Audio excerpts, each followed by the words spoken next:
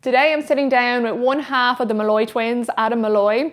We're going to chat about his journey with the Molloy Twins podcast, with fitness, with nutrition, with being an entrepreneur, the ups and downs of that, personal development, mindset.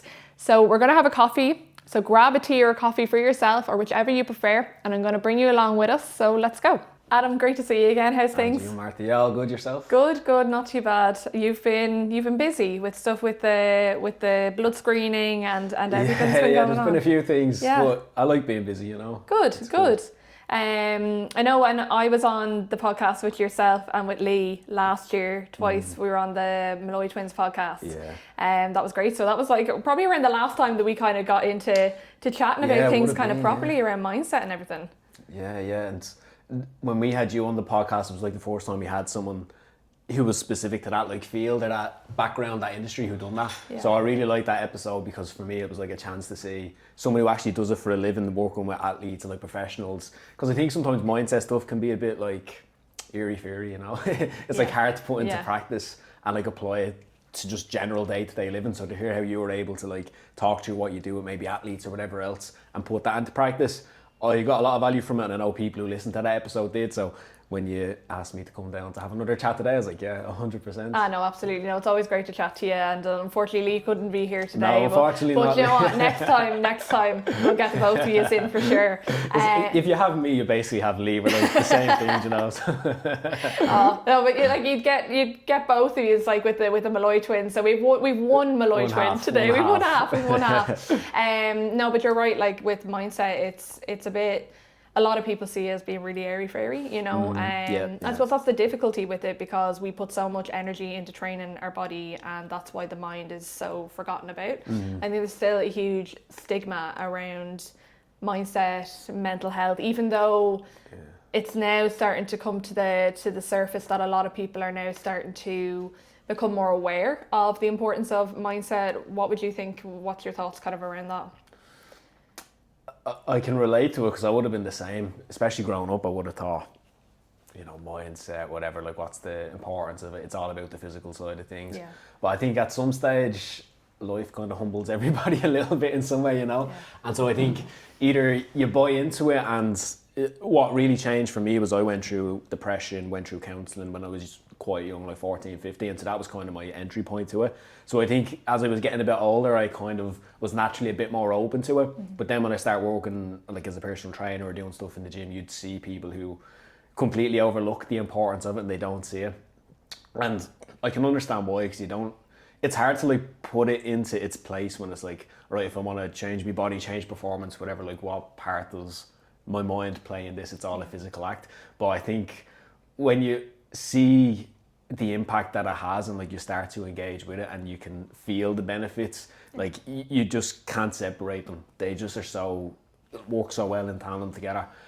And if it's a case where you're just like focused on the physical and neglecting the mental, at some stage you're going to hit a barrier, like a cap, where it's like I can't push past this anymore. And that's when you realise, shit, it's not just the physical, like there's something else that's missing, you know? Yeah, like I've always heard this quote, it's like you never knew you needed a mindset coach until you started working with one. Yeah. Because really when it's kind of just getting started can be one of the hardest things. Like, oh, do I really need this? Like if I just work on, you know, my nutrition or my fitness, I'll be grand. Like it'll all just, exactly. But it's when you start to get to like a certain level and you know yourself with fitness, it's like your mind will start to play tricks on you, whether that's the self-doubt, the confidence, limiting beliefs, like different things will start to play on your mind. And I've seen that with clients too who come to me, like they always talk about the benefits of having worked with a coach, like for your mind, right, afterwards. But then you'll always find with people kind of, they might be on the fence about it. And kind of one of the reasons why I wanted to set up Why I Ask was to help people who might be on the fence with coaching or therapy kind of understand from other people, like their journey and their perspective of it, you know. So from your perspective with mindset, how did you find, like as a before and after with fitness, like how you found mindset like played a really positive part in your fitness journey? Yeah, for fitness, with the fitness side of things, where I felt the mindset stuff more so was probably more when it came to probably like business and so fitness. I don't know, mindset was definitely involved in it, don't get me wrong, but with fitness I kind of enjoyed training, and so it didn't feel like as much of a a difficult thing, let's say, per se. And then, as I said, I was going through, at the very start, it was like depression and like stuff like that. And fitness was kind of an escape. It was a bit of an outlet. So I didn't necessarily struggle with that, but where I really felt the mindset stuff come in was more so when I started as a personal trainer, really, I'd say. And I was 19 and I was setting up, obviously, my own business and doing that. And that's when I really, for the first time, started to see the impact of like limiting beliefs, or like these things that you just assume are true without necessarily having facts or evidence. You know, like no one would pay this much money for a coach, or you know, no one would, I can't achieve these things or whatever. And as I went down that path, I got like business mentorship. So like I'd be in a room with other business owners and you'd see people who have like 20 years experience still being stuck at the same place they were for the last 15 years because they have like reached that limit that they've put on themselves and they haven't done any work behind it to kind of explore or expose it. So they kind of just assume that's the max I can get to, you know. So that was when the penny first dropped for me around. So it was for business, really. Yeah, it was mainly businesses where I saw it more so than the fitness side of things. And talk to me about the business and kind of setting up everything from, I suppose, beginning to now. Like where did you first start getting that kind of niggle for entrepreneurship, let's say? Good question. Where did it? I'd say it started young because my dad is an entrepreneur. He's self-employed. He's a toiler, but like that's all I knew growing up, was like he worked for himself. I saw the pros and cons of that in terms of the freedom. Like you're your own boss. You have those things, which I thought was cool. But then there's the flip side of you're not guaranteed that, and you know you have to get up and work for it and all the rest. So that's probably where it started. Then when I started up my own business, I was in my final year of college, and it was a weird. I'll give you the short story. I'll try, but it's been a bit of a whirlwind. But I was in the final year of university. I always loved the gym, training, etc. And at the time I was studying athletic therapy, so like physiotherapy. So it was kind of like hand in hand a little bit. They kind of worked well together. Yeah. So during the summer break I had between third year and fourth year, I done a PT course to qualify and set up my own business then. And that's, as I said, when it first started hitting to me, of like, I had really good like coaches, tutors throughout that education who were like chatting about business and all the rest alongside the coursework. And they were like, I remember they asked me a question at one stage and it always stuck with me. It was like, if success was guaranteed and failure wasn't an option, what would you do?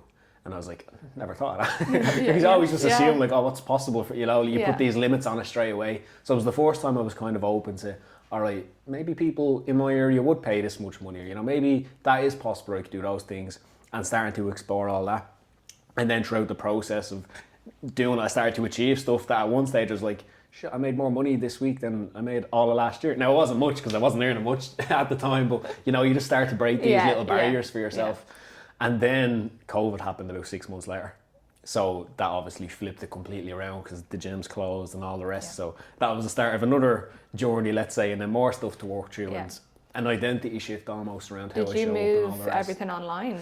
I did. Now at the time I was fully in person doing like semi-private groups. So I'd have like 4 or 5 people at a time. So there was no way that was coming back anytime soon, because even when they opened up the gyms again, it was, I remember you had to have like one person in like a little square, like there had to be a certain distance between everyone. So I was kind of forced to a certain extent to go into online. And so then that opened up another thing of, all right, I've never done this before. How do I do this? Would people pay for this? So it was funny when I look back on it. It's like every time you're met with a challenge, it kind of opens up those same questions again. And then that's like an opportunity to either try figure it out and work through it, or just accept that's the way it is and stay stuck at where you're at. You have to accept it and kind of just see what you can make of it, really. Because I feel like a lot of people moved online, like everybody pretty much moved online. Some people who were like physical PTs in the gym didn't move everything online and then kind of had to wait until everything reopened. And then other people kind of moved everything online and just stayed online pretty much after it. Yeah, big time. But after that, what was the next thing on the horizon for you? Yeah, so actually after that I joined a different business mentorship that kind of helped people build their business online. So I was like, cool, I can't do this myself. Don't want to spend the next 2 years trying to figure it out. And then similar things, so I joined the first kind of coaching group around business when I first set up. Then the next time joins a different one, start working online. And then I actually start working with that crowd, basically being a coach. So I went through the program, completed, I had a good relationship with the owners of it, all the rest. So I start working with that crowd to kind of tutor the next crop of personal trainers coming through, let's say. So then that led to making a decision ultimately to kind of tone down what I was doing myself, because at that stage the gyms had kind of reopened. Yeah. So I was doing a bit of a blend of some online stuff, some in-person stuff, and the in-person stuff I was kind of getting a bit fed up with to a certain extent. I was like, you know, I own my own business, but really I just own a job. you know, it's like I'm in the gym all day, you're tied to these hours, all the rest. So I was kind of looking for what was the next challenge and the next adventure anyways. So I started working with that crowd, was able to pull back on hours I was doing on the gym floor and was working online mostly with clients. And then over the course of a couple of months, worked my way up, got promoted in that company, and then I actually moved over to London. So I was in London for just about a year, I'd say, working as kind of like the head of the coaching team for that crowd, and that was cool. But then that came to an end and I moved on to the next adventure. But as I look back on things, it's funny how like stuff kind of one thing leads to the next, you know, that way. But at the time you're going through it, you could never like guess which direction is this going to go. It's kind of just a little bit of going with the flow, but whatever you're doing, just like doing it to the best of your ability. Opportunities kind of took you different ways. You know, that way. And it's like, cool, I'll just give it my best and, you know, give it a crack and see what happens, and it just kind of works itself out in some way. And how did you find living in London? Do you know what? I don't think I took as much advantage of it as I should have. At the time, like, it was expensive over there, and it was me and my girlfriend. It was the first time I'd moved away, like, out of my man and dad's house, staying for her. So both of us were a little bit new to it. Yeah. And I was over there to work, and I would have been very much in the mindset of like, no, I'm just here to work. I'm just here to do it, you know, that way. Yeah. So when I look back on it, like, I wish I had just, you know, chilled out a little bit and taken a bit more advantage of it. But it was great for me, for my own growth, I think, to be able just to fly the nest a little bit. Yeah. You know, it was a bit of a challenge. It was like, you know, I'd want to just go over here and kind of prove to myself that I can survive. You know, I don't have to ring home for money or for this or for that. Like, I can just get out there and figure stuff out. And at the end of the day, I was like, it's only London. It's an hour, if you even on a flight, you know, if shit hits the fan, it's less grand. Time to get there than it does to take it to bring you to Cork. So I was like, you know what, go give it a bash, give it a crack. I really enjoyed it over there. Again, I wish I had kind of done a little bit more, because when I look back on it, I kind of feel like I just went to the gym, maybe went to the old coffee shop, and it was like basically the same stuff I do here. You know? But it was good for me and my own personal growth, I think, to be able to get out, new environments, different country, put myself in there and just kind of figure it out and make it work. So I'm glad that I went, don't regret it at all. And then stuff kind of came to a close with that company. They ended up, the owners kind of went in separate directions, so the business kind of came to a close. But through that, I kind of met the lads that I went on to do the next thing with, you know, that way. So it kind of worked out. Yeah, no, 100%. Like, one thing you were saying there, just about kind of flying the nest and just kind of being in a different location as such, or just kind of like moving out in general. One thing that I hear from a lot of entrepreneurs is kind of when you're growing a business or kind of growing in even a role, for example, that being outside of your environment. So you moved obviously to London. Yeah. How did you find that from a growth perspective, with kind of being away from the group that you would normally be in, let's say friends, family, etc.? Like, did you find that you grew more so there? Or did you see any difference with that from an entrepreneurial perspective? No, I'd say you definitely grow more. I don't know if it's me or human nature or whatever, but you definitely just get comfortable in whatever groups or environment you're in, you know. So even just to have different conversations or different perspectives or even different ways of thinking. Like, in London, there was a lot of, especially in the place we were staying, like, I don't know why, but we ended up staying in Canary Wharf. I wasn't involved in finance at all. It was just literally the only place we could find. But that's obviously like a big financial centre. So like, you're just surrounded by stupid wealth and like cars. And like, I'm not into like all that glossy stuff, but just to see it, and like, you might think growing up in a certain area, because you're not exposed to it, you're like, that's, you know, impossible, or it's out of reach, or, you know, it's just for whoever. And then like, you see it in person, and you're like, the people who own those cars aren't much different to all, you know, like, they're not that much smarter, or it's not like they're different necessarily, you know, they've different paths or whatever, but it just kind of opens up your eyes to maybe that is possible for me, or like those things. So I think being exposed to those environments, different people just bringing different opinions, different perspectives, different ways of looking at stuff, if you're open to it, is always just a positive thing in terms of your own growth, you know. So as long as you go into it, I think, with the right mindset, you can take so much from it. Whereas I think if I had done something like that, moved away maybe 3 or 4 years earlier, I think at that stage I probably would have been a bit more closed-minded, probably a bit more like in a shell, reserved, and so I don't think I would have got as much from it, because I probably would have just kept to myself, you know, not engaged in anything, and then just ultimately left the same person I went over as, you know. Did you always have a feeling that you wanted to go into like entrepreneurship? Like, was it always kind of, I know you're saying your dad was an entrepreneur, like would you say it was always there, or was it kind of just... I don't know, to be honest. Part of me, even till today, like part of me loves the idea of being your own boss, being an entrepreneur, being able to drive things. But then there's another part of me that I know, like in school I always performed really well. And I think part of the reason why I perform well is because I do really well with, like, follow this path and you'll get this outcome, you know, like strict sort of boundaries and guidelines, and like if you just stick to them you'll get the results. Which again is why I think I love fitness so much, because it's like you just follow the principles and the results are guaranteed, whereas entrepreneurship isn't necessarily as much of a linear path as that, you know. You can try a lot of stuff and nothing works. So like I kind of go to and from in terms of long term. I think there's a lot about entrepreneurship that I love, and a lot of the people that I would look up to or that I'd like idolize in certain ways kind of come from that background. So there's always been something sexy about it. I'd look at like, yeah, that's cool. But I can see the downsides to it as well, in terms of the hours, the hard work, the lack of certainty that comes with all of that as well, you know.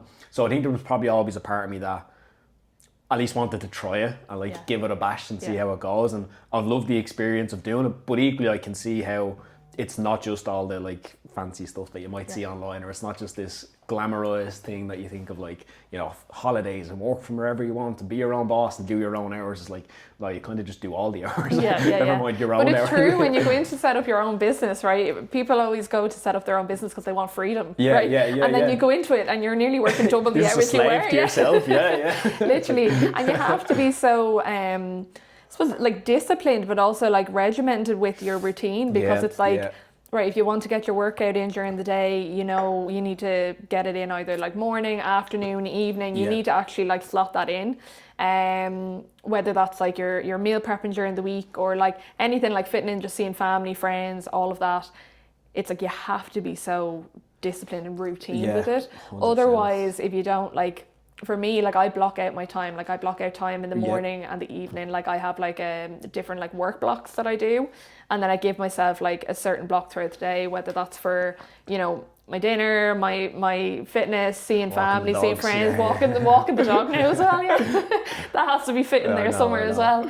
If he'd walk, he's only walking about 20 minutes now. He's only a puppy, like. But no, like it's like you have to be that disciplined with it. Otherwise, you're staring at a screen, you're like, right, what do I have to do next? As you have all these different things that, for me, I don't know if it's the same for you, like, well, I'm sure it was for setting up your fitness business and everything. It's like you're learning about systems, and you're setting up like websites and different systems and automations and all these things, and you're like looking up YouTube and you're learning them, and you're working with coaches and you're learning them. And there's so much stuff that you don't share that people wouldn't see. The behind the scenes stuff, where you're almost cross-eyed doing it. Like I remember, it's probably around COVID time, I was still doing personal training, and the mentorship I was part of, like their strategy at the time, it was the strategy everyone used. I don't know if it still is, but you do Facebook ads. So you do like a Facebook ads, give away like a free cheat sheet or something like that, get the email addresses, phone numbers from people, and then like you'd literally just on the phone ring the person and try start a conversation about selling them into something. Like that was, to put it bluntly, that was the strategy. And I remember it was around COVID time and I was doing this for maybe 3 or 4 months, and part of me always just felt like a bit of an ick doing it, you know, that way. I was like, this feels kind of sleazy or something, I don't know. But anyways, I had an ad that was going out, and I had, I don't know, maybe 10 people who downloaded the thing, so it was like 10 phone numbers. And I remember just sitting there at the screen being like, I really don't want to ring these people.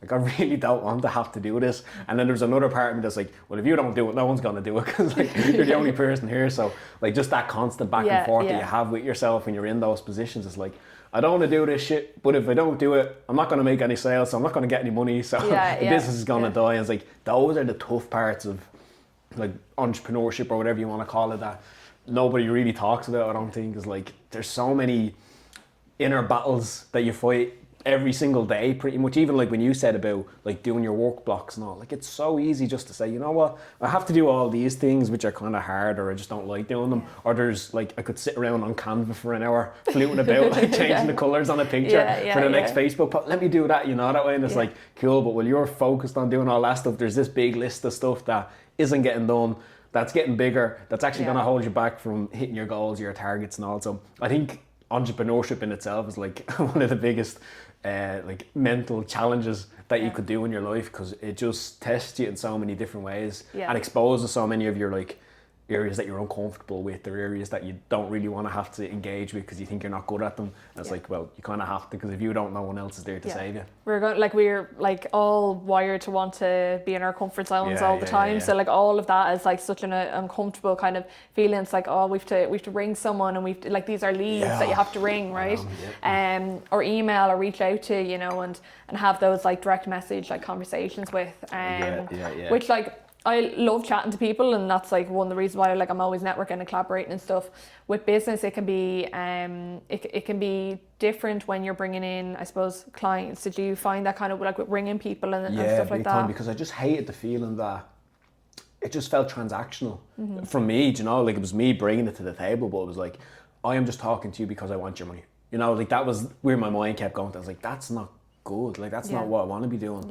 I want to be talking to them because I give a shit, you know, like exactly. here, I want to help them. You care about what you're doing. And like I found it, especially early on, hard to like get that balance right, you know. And I think a lot of it came from, again, we talked about mindset, but like part of me was like trying to prove myself to myself, but to other people as well, you know. Part of me was trying to, I don't know, live up to this image of like a successful entrepreneur that I had in my mind.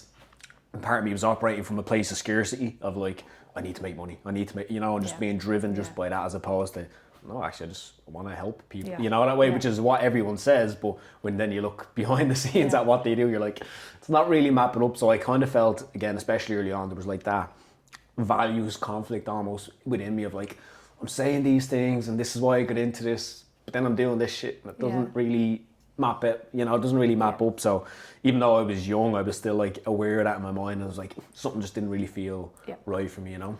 I feel like authenticity comes into that like a lot.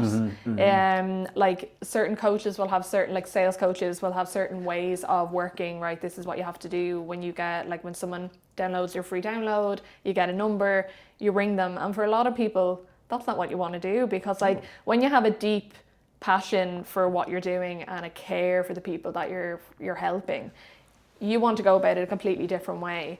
And for me, like I'd hop on a Zoom call with a client, and like I'd have like a chat with them for nearly like half an hour, and I'd be like helping them, giving them as much value as possible. If they want to come back to the coaching, great. If they don't, they don't.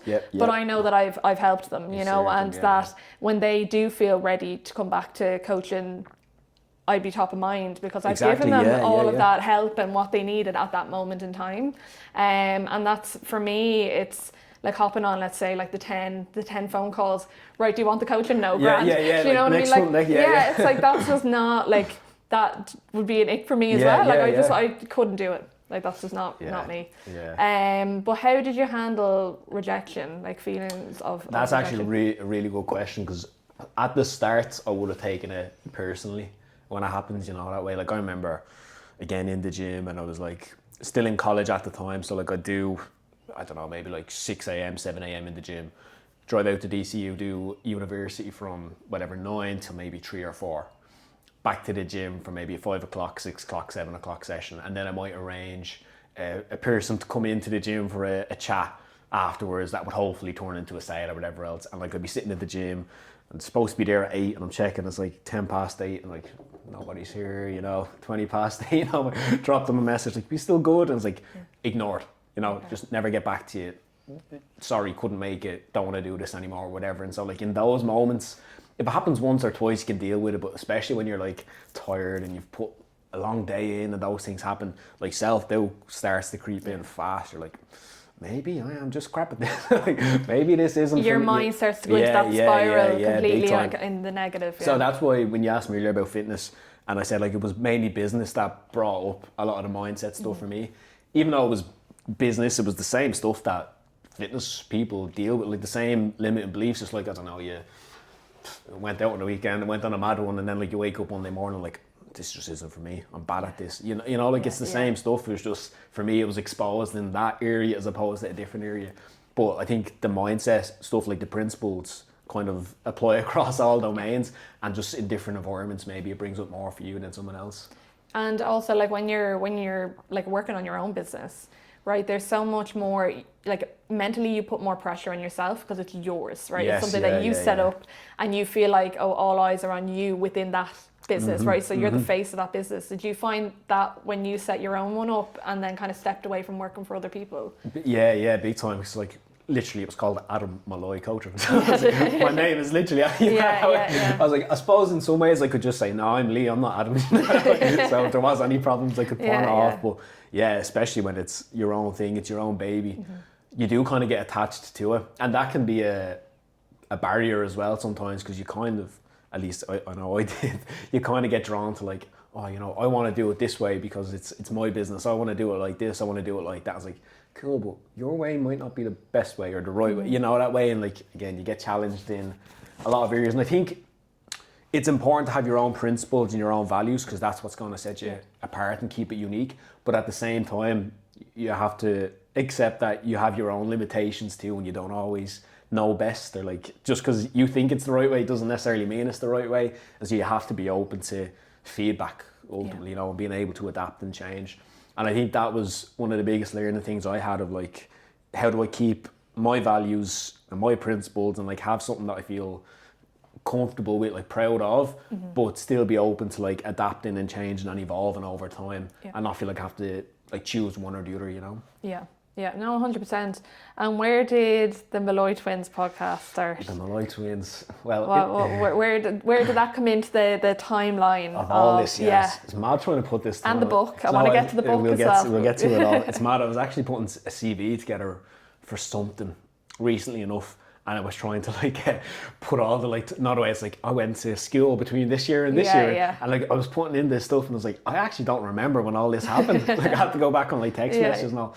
So the Molloy Twins, obviously, we were created in 1999, but the Molloy Twins as a brand, let's call it, came in, I think it was 2021, 22, and basically it started with the book. That was our like launch pad, let's call it. And I think we've maybe done a couple of little things. Like mainly I've always been like best mates. We were twin brothers, but like we just always got along. We always got each other. It's one of those that, I mean, we are literally identical twins, so we have the same DNA, so it helps. But you probably have friends yourself where it's almost like you don't even have to talk to them. You just know what they're thinking or like what their opinion on something is going to be. Like we're always just in sync like that. And even growing up, at different times we had different friend groups. We didn't always hang around together necessarily, but we were always like just best mates. If one of us had an issue, that would be the person we'd go to confide in or whatever else. So we always wanted to do something together. And we had little ventures when we were young, but nothing proper.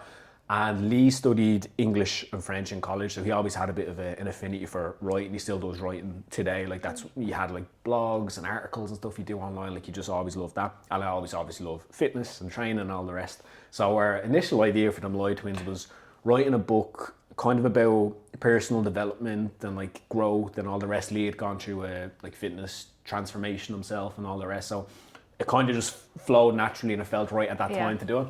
So we wrote the book. It was called Better Than Before, 5 Rules for Personal Greatness. It was only, I remember actually, it was only short, like it was about 50 pages max. And I remember we brought it into SPG when we were giving a copy to one of the lads, and John Kavanagh was there.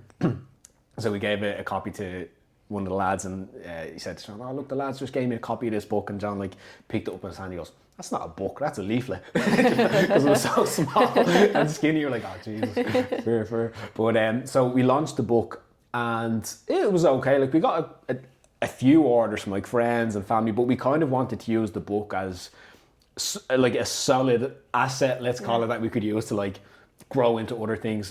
So we'd reached out to different podcasts, different radio shows, all the rest, kind of promoting it and just trying to get a bit of hype. And just through pure force and like willpower, we managed to get on like one radio show. We got onto like the two Johnnies on RTE, so got like a 10-minute interview, and then you kind of just like piggyback one thing off the next. So like you're promoting, I was on this, and it gives you a bit of status, so you get on to the next thing. So that kind of grew legs. And off the back of that, again, we were getting onto like different podcasts, getting to chat to different people. So we kind of just said to ourselves, rather than having to like reach out to all these people to try and get on podcasts, should we just like set up our own podcast? You know, that way, because both of us loved listening to podcasts anyway, so it was something we were into. So we said, yeah, cool, we'll give that a bash, we'll try that out. I think we kind of had the first idea of setting up our own one maybe around September, and got in touch with different studios, locked in like different guests we'd want to have, all the rest, and then we shot our first episode in the October. So it was like pretty quick that we wanted to just get started, get stuff done. And then the fourth season was a bit of a mixed bag of people. We were kind of just picking off, okay, who do we know, or who do we know that knows somebody, you know? It was like your immediate circle, or just one step out of that to try and get people in. But it went well, we enjoyed it, and then we were able to kind of use the evidence, let's say, of like having, you know, 10, 11 episodes of the podcast that we could push people back to and use social media to promote. And then again, that opened up doors for bigger guests and like different people to come in. So it was one of those things that started very naturally, and we kind of just grew it one step at a time. But we were very intentional about trying to like, you know, push it as much as we could and get in touch with people and try to be a bit of a driving force behind it. Yeah, no, it's great. Like I was on it there last year. Twice we did the one in person and then the one online. And you kindly gifted me the book as well, and it's brilliant. It's amazing. Which is a really nice touch to have, like to give the book to guests that were coming in as well. I thought it was really nice, and the book is really, really good. So Thank you. Fair play to both of you. But when you were, I suppose, starting off with the guests and everything, are these people that you would have reached out to directly? People you kind of knew? Like I suppose, with the setup of like anything, right? It can be like there's so much that goes into it prior to actually doing your first episode and stuff. So I suppose with the planning around it and kind of everything, how did you find that? It was interesting. It got to a stage early on. It was new, so it was like exciting and you're cool with it. And then it gets to a point where you're like, this is a bit of a pain in the arse, you know. But a lot of the early stuff was literally just us. Our first, I think, 5 or 6 guests were people that we just knew directly. So our very first guest was Kenneth Deegan, who was an Olympic boxer for Ireland. He is from Clondalkin, we're from Clondalkin. He ran boxing classes that I went to, Lee went to, so we had a direct relationship with them, you know, that way. And then like there was a few people from around the area, people that would be friends of family, you know. So our first season, more or less, I think probably 80% of the guests were people we had a direct relationship with. And that was the same thing with me when I set up personal training. A lot of my first clients were friends or family, you know, that way. I think it is one of those things, but when you start doing those things, it's surprising, but like very, what would be the word? Like positive to see how many people are willing to get behind you and support you, you know? Because there's people that you wouldn't even, like I had people I went to school with that I hadn't spoke to in years, who when we started the podcast would be like resharing it and posting it. And I'd be like, oh, I love it, fair play lads, you know, all that stuff. So it's really cool to see how supportive people can be. But a lot of our first guests were people we knew that we would just reach out and be like, hey, we're setting up, especially early on, because you haven't got really, when it came to season 3 or 4, we had a whole bank of episodes that we could say, hey, look, I had ABC on the podcast, we'd love to get you on. If you want to check out an episode, have a look, and if you're comfortable with it, we'd love to get you in, you know. At the start, it was like, hey, we're thinking about setting up a podcast. Would you like to come on it? You know, that way. So you've got the episodes there to kind of send people and be like, I've done all of this. Yeah, and again, when I set up personal training, like later on, it's easy because it's like, hey, here's all my before and afters. It's your testimonials and such, right? Yeah, whereas at the start, you're kind of like, do you want to give it a bash? You know? Take a chance on me, you know, that way. Yeah, which is great because you had like incredible guests on it, you know, throughout all the seasons like that you had, and like you started, you were saying 2021, 2022, so it had been going for years and still is. So you also went to Liverpool. So talk to me about the trip to Liverpool, because that looked really good. That was unreal. But I might have got the years wrong. It might have been 2023, but that's whatever. The Liverpool thing, again, when I spoke about how supportive people can be, that was from, I'm sure she won't mind me name dropping her, Shauna Bannon. So we had Shauna on the podcast, and she had a relationship with Molly from training and MMA and that circuit and that scene. So Shauna like just helped us massively getting in contact with Molly, all the rest. And we had a few little mini goals for the podcast that we wanted to do. Like we wanted to do a live show, and then we wanted to do episodes outside of Ireland. So we done the live show in, I think it was maybe the March or April of that year. It might have been 24 or something like that. So then we were like, that was ticked off. Next was the tour abroad. And we were chatting about where we'd want to go, different cities, different countries, and we boiled it down to it was either going to be Liverpool or Manchester, because I'm a Manchester United fan and Lee's a Liverpool fan. So that was our like rationale. So we're like, okay, who do we know in those areas, or like who will be people in those places that we could get in touch with? And Liverpool kind of just felt like a more natural place because Sean had the relationship with Molly. Shem, who was one of our guests, was in Liverpool. Jazza Dickens was in Liverpool. So like we kind of knew people in that scene. So Sean was a game changer for us in like making that contact, getting in touch. And we basically shot Molly a message. Me and Lee both work with an American company. So it was falling around the time we were like, okay, how do we structure this so we don't have to take a load of time off? We can keep it reasonable, because the podcast for us was completely out of our own pocket. We didn't make money from it. Any bit of money we made from like book sales or whatever else, we just spent on the studio and like all the rest. So like it was all us funding everything. So like, how do we make this kind of feasible, etc. So like, right, let's go to Liverpool, do like 3 or 4 days over there, book a studio for a day, just like do 3 or 4 episodes in a single day, and like try condense everything. So we were trying to map it out where, okay, we work with a company that are based in the US.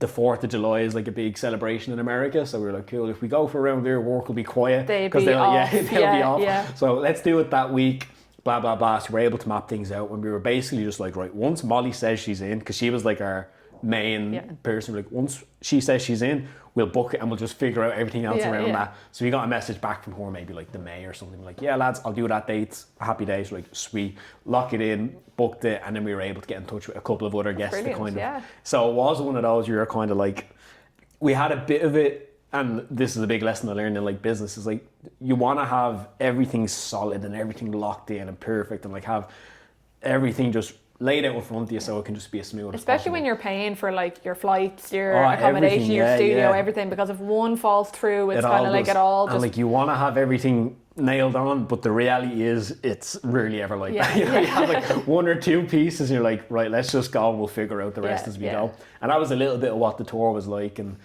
it was one of those experiences that even today me and Lisa look back on like, that was class. That's like, exciting. That's good. It was really cool, and we're so glad that we did it.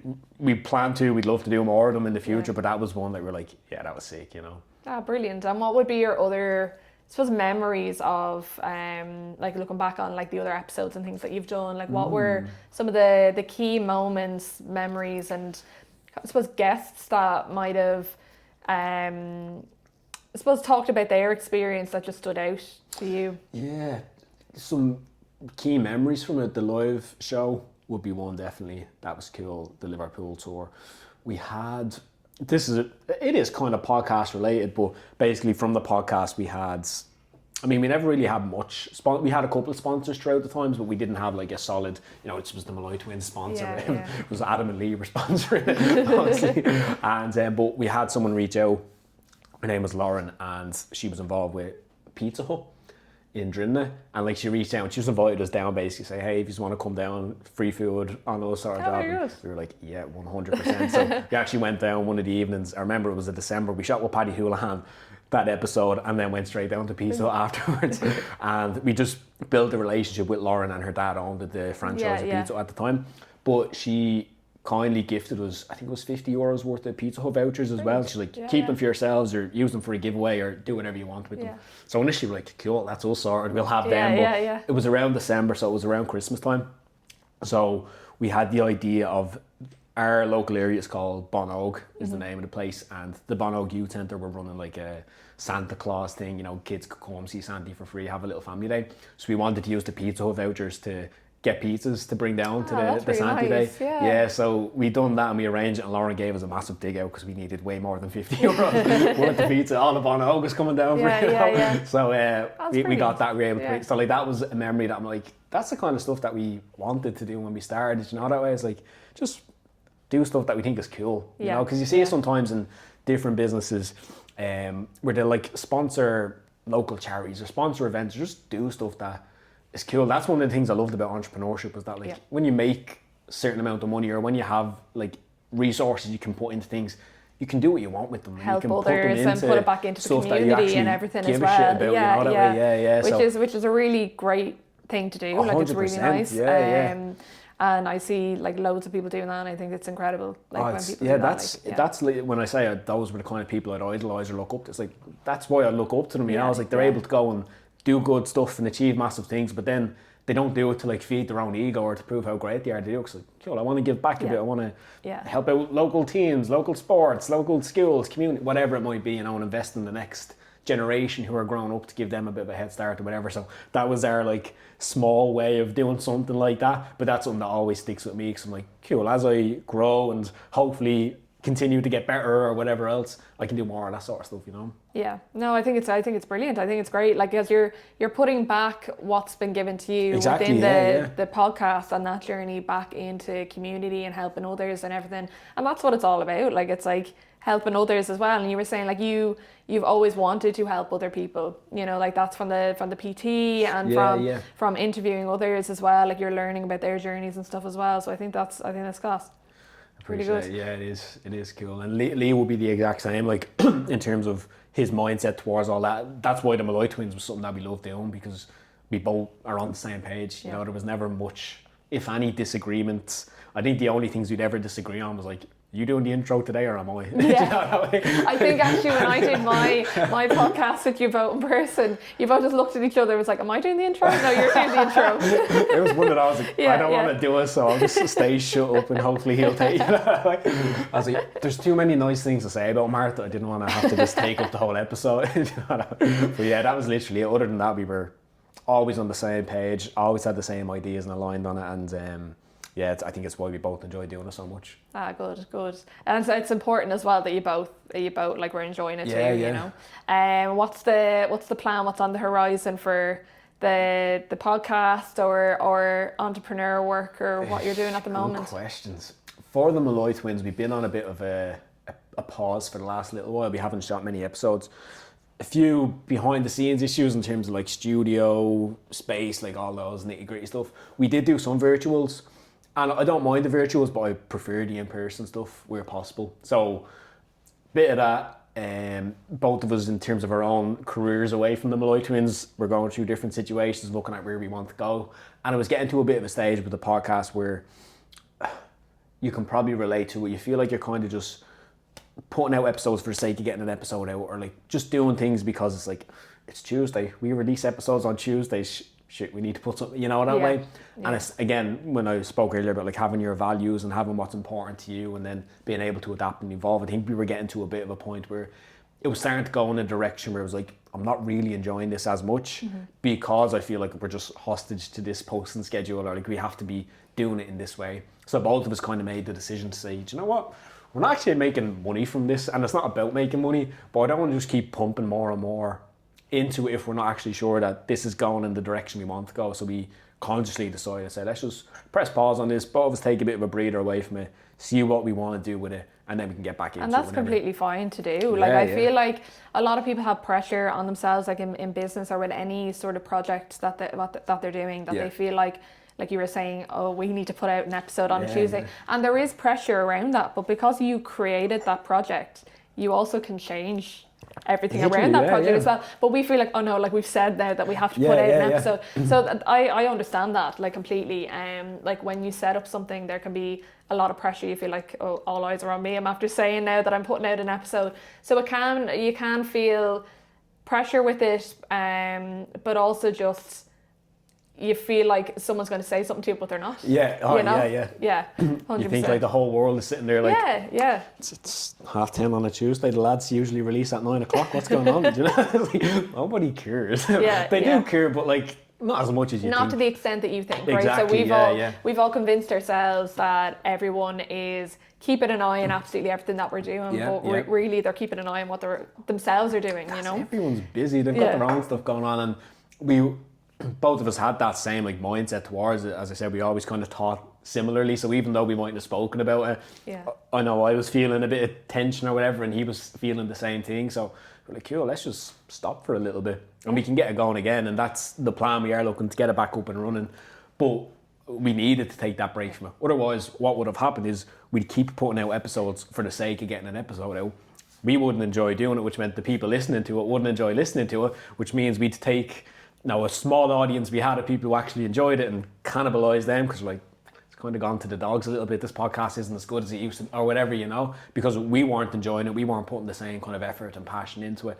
And so naturally it would just kind of come to a miserable end, rather than us just saying, you know, let's just pause it here, figure out what we want to do, and then we can get it back on again, you know. I always really enjoyed the episodes on the Molloy Twins podcast, always, because they're always really good, always really insightful, and you always learn from everybody's journey, whether you're interviewing an athlete or an entrepreneur or like someone in like the newspaper, journalist, whoever you got on, like you'd always learn something from them, and there was always so much to take from it. And you guys were really good at interviewing as well, so it was always great questions that you asked as well, and I always felt like it was great to we always had like a really good laugh when we were in the studio as well, which was really good. But from going back to mindset for a second, how for both of you, the mindset around setting up the Molloy Twins and kind of like seeing it grow and kind of going over to Liverpool and everything, like how were both of your mindsets around that? Like, were you both the same? Were you both really excited about it? Was there both like similar,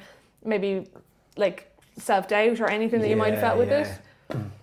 I would say because of my background with like entrepreneurship, like setting up my own business, doing those things, I was exposed to like rejection and like all those things a lot more than Lee would have been. So I think for him, the podcast was like his learning curve to a certain, like the learning curve I went on when I set my own business, the podcast was a bit like his learning curve then a little bit later on.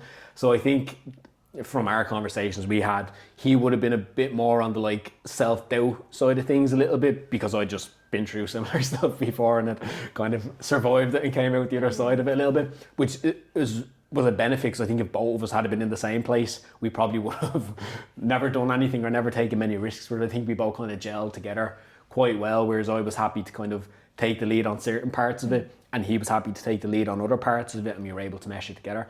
But there was always that, what would you call it, imposter syndrome a little bit that comes up of like, who are we to run a podcast? Like, why would they want to talk to us? You know, like all those things. Who cares what we have to say? You know, why would they come on our podcast when there's much bigger podcasts? Like, all those sort of things that come up. And through hearing it and listening to it, but not like letting it dictate what you do and just kind of putting it to the side and carrying on, you start to see how much you bullshit yourself and how many stories you tell yourself that are probably there to try to keep you safe or like stop you from like doing something too risky. But at the same time, if you live your life just dictated by what that voice in your head says you can and can't do, you're just going to be stuck in that box and you're never going to be able to push outside it. And that was something we were very conscious of not wanting to happen to us. Yeah. What, actually staying on the topic of like risk taking, because you mentioned risk there. Yeah. What's your opinion of taking risks with business, with anything? Like, would you like advice for somebody else? Yeah.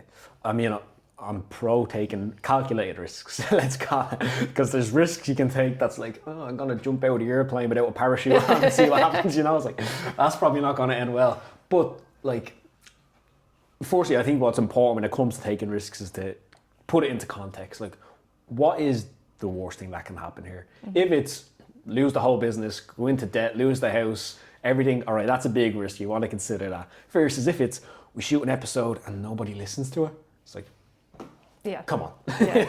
Like, all right, fair enough. It doesn't feel great. Your ego gets a little bruised, but you'll survive. And something that I heard was from Jeff Bezos, who spoke about, I think he calls them like revolving door decisions. But basically, there's certain decisions you'll make that are a one-way door. So you walk in that door, the door shuts behind you, you can't get back out the other side. Yeah. Those are the decisions that you're like, all right, let me really sit down and weigh up the pros and cons and like make sure we're fully happy with that. Yeah. And then there's other decisions that, you know, if you go into certain restaurants or hotels and it's one of those doors that just go around in a circle, like you always get stuck in it. Cause like you'll be able to come back regardless. The revolving door. So it's like, cool, we'll make that decision and we'll go in, and if it's the wrong decision, we'll just come back out and go and do something different, you know? It's like, when it's those decisions, there's not as much tie to it. At the moment, it's failure if it doesn't work, so it still stings, like it's not nice. But it's not the end of the world. You'll go in, you'll learn something, you'll get feedback, and you can use that feedback to take on to your next thing. cool, learn that didn't work, let me try something different the next time. Yeah, because life is full of challenges and setbacks, and like failure is a part of life, right? And you learn, one thing that I heard before is that you'll learn so much more from failure than you will from success. If someone just handed you something, you've learned nothing from it. But if you went through all the setbacks and the challenges with that, you're gonna appreciate that success so much more. You're gonna learn so much more on that journey as well, that you're gonna be able to use that towards your next thing and your next thing, right, that you do in life. But I like that revolving door analogy as well. I think that's really good, because it's true. It's like, right, you could go through it, but then, right, if it doesn't work, there's a way back. That's it, right? And like, that's what I say to people as well. It's like, right, do you want to, you know, for a lot of people, I suppose some of the main things would be that they want to quit their full-time job and start like another business, or, you know, keep their full-time job but start a side business, or quit the full-time job and go into being an athlete full-time, all of that, right? And I always say, what's the worst that could happen, right? And it's just kind of like going through the self-discovery questions with themselves, right? On, right, well, if I do this, then this might happen, or if I do that, then that might happen. But you're always going to think of the worst case scenario. Always. So it's always looking at, right, pros and cons, right? And realistic pros and cons as well with that. But what would be a few pieces of advice that you would give to someone who wants to start something new, who might be even struggling with their mindset at the moment, their personal development journey? Like, what are a few tips that you would give to them? Yeah, I'll start by saying I've benefited a lot from coaching and having mentorship and guidance. I spoke earlier on about different mentorships that I had. I done a life coaching course, and I got so much value from that, like, as in to be a certified life coach, but I got lots of value from it just going through the exercise now. It's like, I will just underpin all of it by saying I believe in coaching and guidance and all the rest, the same way that if you want to be a pro footballer, it's probably helpful to have a coach who can help you in your football skills.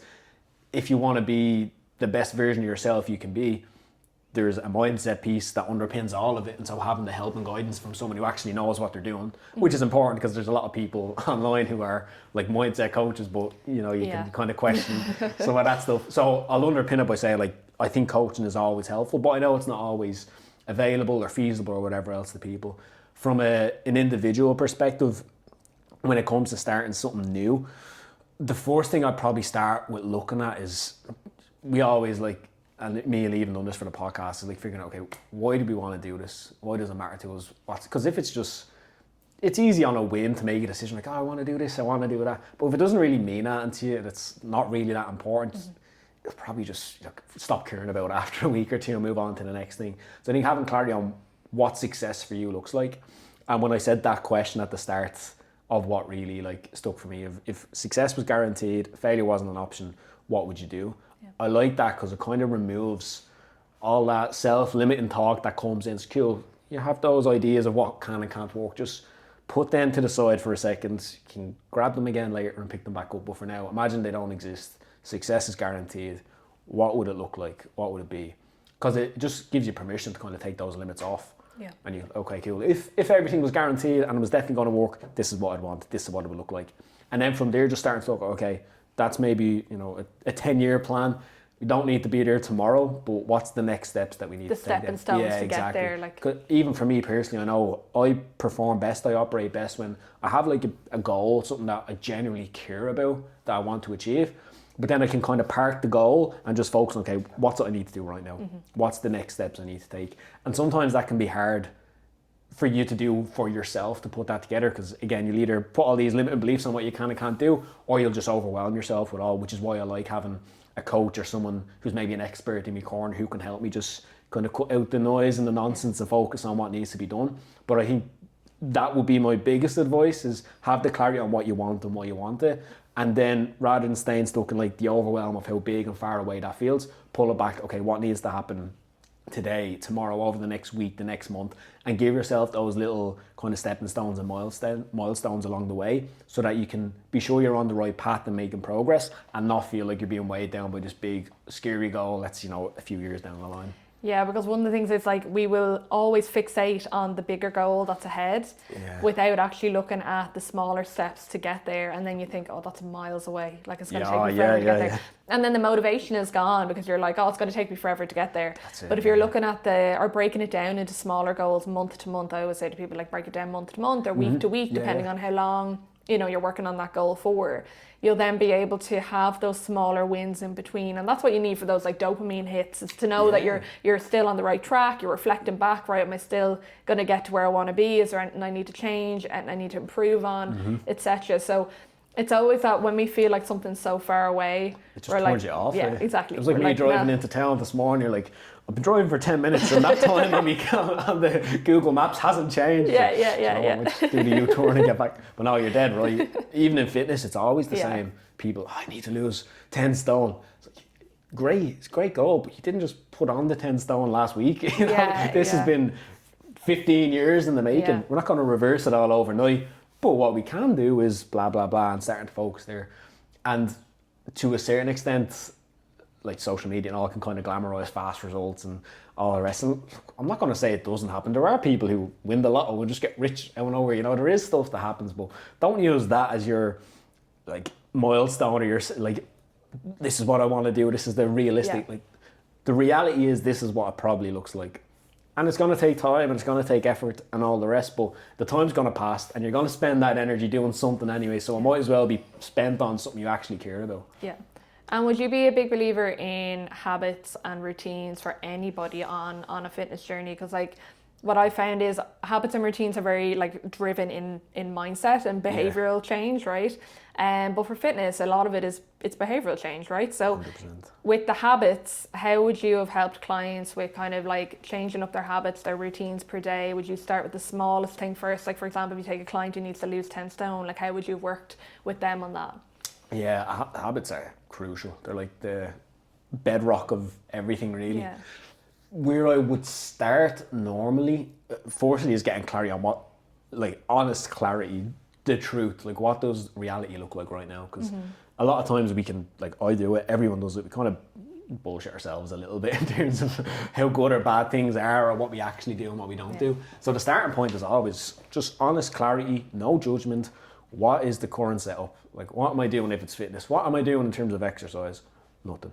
What am I doing in terms of nutrition? No plan. Eat what I want. Cool. If that's the starting point, obviously it's going to be mad overwhelming to go from no exercise and no plan into 5 sessions a week and tracking every meal and all that. You know, so you have to kind of temper it a little bit with where am I at now and what's my ability to tolerate change almost, you know, and everyone's is going to be different. Everyone's has the ability, I think, to get to the end point, but your path to getting there isn't going to look the same as someone else's. So like it can be useful to have a community and a network and an environment of people on a similar journey, but not using it as a mirror to say, oh, if that's what they're doing, that's what I should be doing, because it's never going to work. But for most people, I'd say getting clarity on where you're at right now, honest reflection, just no judgment, just this is what I'm doing, cool. And then looking for maybe 1, 2, 3 small things we can start changing that's going to just move it in the right direction. And I think for most people that works. There's some people who just want to go quicker. They're like, overnight, just give me the full overhaul, you know, flip the switch 180. That would be my style. Personally, like that's how I like to do things. Yeah. But for some people, that's just not what they vibe with. It's not what they want. And trying to force them into that path is just going to turn them completely the opposite direction and think I can't do it. So if you're someone who can just flip the switch and go for it, go. Because everyone's different. Yeah, right? exactly. So they're gonna relate to the training and the change completely differently. And if that's not you, cool. You don't have to do that though. There's many ways to skin a cat, as they say. If it's just picking, all right, for the next, like I've done that with clients in the past, where it's like for the next week, all we're going to focus on is don't touch your nutrition, just get to the gym a couple times. Yeah. You know, eat the same, just train a bit more. And then they do that. It's like, cool, now that your training's locked in and maybe you have 2-3 weeks of consistency, let's just focus on one meal at a time. You know, maybe we'll just focus on breakfast, then we'll just focus on lunch. And maybe it takes us 2 months to get to a point where we have a really solid exercise schedule, a really good nutrition, and then we're on the path to where we need to be. But if it takes us a bit longer to get there, it doesn't matter really, you know. A lot of times it's like we set a goal and then we put this timeline on when we need to achieve it. We put extra pressure on and then we just put all the pressure on. It's like, I need to achieve this goal by this timeline. It's like, why? because I said I needed to. All right, well, just say you need to change it. Give yourself an extra couple of months. And I know you want to get there as quick as possible. We all do. Like I get that, but at the end of the day, if it takes you an extra 2-3 months to get there, but you do it in a way that you can maintain and sustain for the rest of your life, isn't that much better than, I don't know, doing it overnight and losing all the weight, but then putting it all back on over the next 6 months? You need to kind of play the long game with these things a little bit and think it through in terms of the consequences of your steps, your actions, all the rest, and ultimately understand, like, I'm doing this because I want it to benefit me for the rest of my life, not just for a holiday in the 6 weeks time or whatever else. Adam, thank you so much for meeting me for coffee today. Really appreciated your time, and it's always great to catch up with you. So I hope to catch up with you again in a couple of weeks and chat more about business and mindset and everything, and where the Molloy twins are going to be at that moment of time. No worries, Martha. Thank you for having me. I really appreciate it. Thank you.